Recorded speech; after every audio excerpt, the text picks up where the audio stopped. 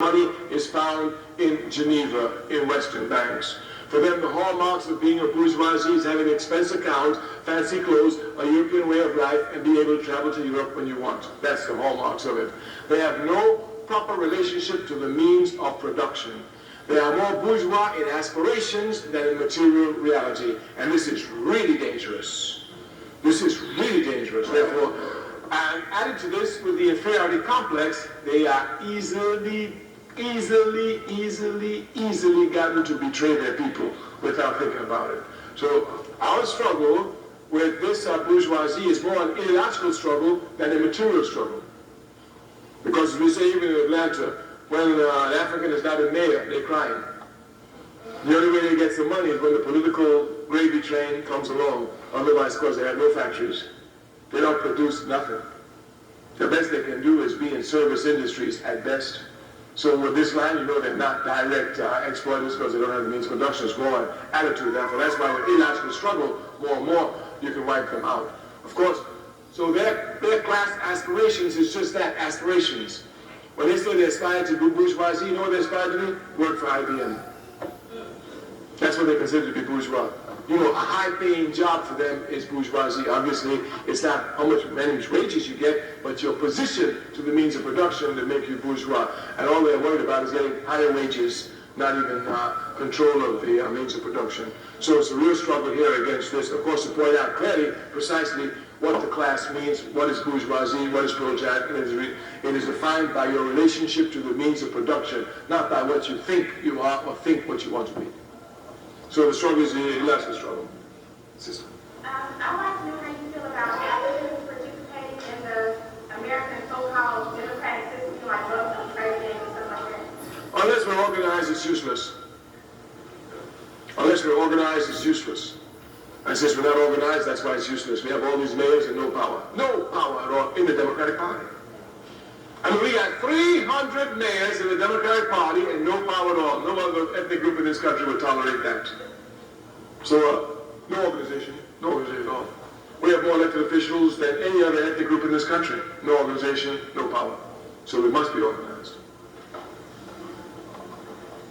Could you explain more scientific socialism and how it relates to the form of socialism in Cuba or European communism?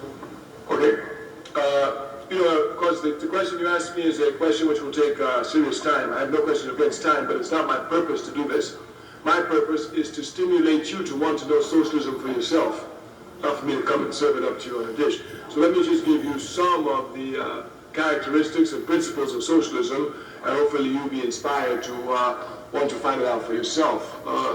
Under a capitalist system, the material makeup is that a few people own and control everything, the wealth of the country. Under a socialist system, the people own and control the means of production. The people own and control the wealth of the country. So you can see clearly the difference here. Under capitalism, a few. Under socialism, everybody. But you know, capitalism will so twist the minds of people that those who ain't got nothing to gain will be the strongest supporters of capitalism. I reminded of a brother once when I had a discussion on capitalism, and I was mad that day. I mean, I just must have been extra mad, so I just kicked capitalism extra hard. So we got out of the meeting, the brother said, you know, Brother Kwame, I've been following you for a long time. You're a man and all that, but I don't go for that stuff you talk about capitalism. And I discussed capitalism, show chattel slavery, show wage slavery. I said, my brother, what you mean? You hear what I said? I heard everything you said. I said, but dude, brother, listen. I said, what they do to the wage slavery, you know what they do to wage slavery? I mean, like, what's your salary? Where you work? I'm going to show you how to rip you off. He said, I don't go for all that. I said, well, where you work? What's your salary? I'm unemployed, but I don't go for all that. He can't even sell his labor. And he's supporting the capitalist system. So you find people who don't own nothing supporting it. Most of these college students will support capitalism even though they will never own nothing in America, except their labor, and sell it maybe at a higher price to IBM. That's the best they can get. But they're supported again because of confusion. Under socialism, everybody owns it. The motivating force for a capitalist system is profit. That's why students come to school, just for profit. It's the motivating force of the society, and it's the motivating force that pushes the entire society, and that's profit. Under socialism, the motivating force is service to humanity. Service to humanity. We don't mean that everyone in the social system now will serve humanity, but the socialist system forces you to serve humanity. Let me give you an example. In Guinea, where I live, we had a revolutionary socialist regime there for 26 years. Under that regime, doctors were forced to serve the people and get the same amount of money as a worker. Now, they didn't want to hear this, because they were doctors, they were somehow special. And since they were somehow special, they were supposed to get more money than everybody else. You understand? No, it was you came here to serve the people. In Africa, we need you. You're going to work because Africa educates, you're going to serve the people, and you get the same salary just like a worker. I remember this back with attitude when I was a student at Howard University. I entered for pre-med. I'll never forget, their attitude was so disgusting. I mean, I actually wanted to vomit. I remember once having a discussion with them at lunch table. We were pre-med students, and they were already wearing a little white coat, like they, pre-med, even freshmen, you understand? You didn't get to med school, they were in a white doctor's coat. Came and sit down there. We're always talking about the same old junk, when I become a doctor, I'm going to get this type of car, I'm going to marry this kind of woman, I'm going to, like being medicine having to do with serving the people, taking care of the sick, just getting yourself a big car.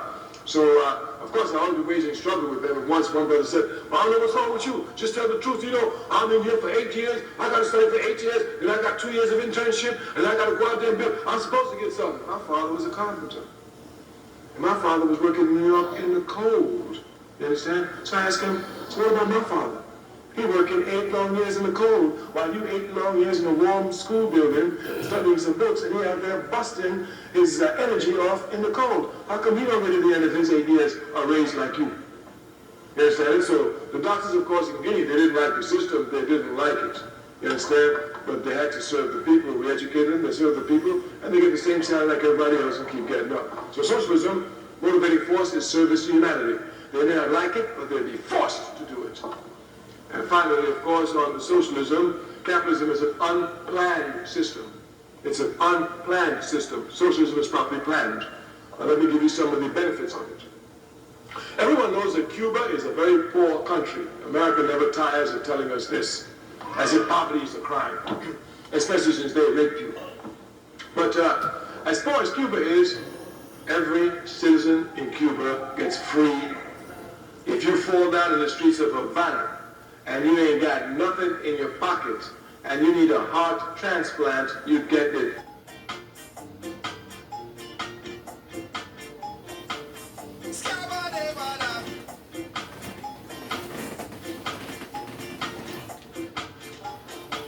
Gabby, Gabby, rise again. Take you from this evil den. Gabby, Gabby, rescue it from this ideology. Marcus Garvey rising from earth, like Moses speak from birth. Come children, say it loud, make them know we're still black and proud. Scabba-dabba-dab.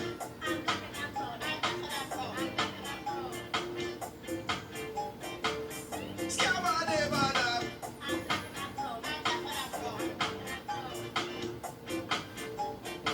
African leaders just wait. Garvey action we can duplicate. Black pride him did preach. To the young we must teach. Put Garvey in reality.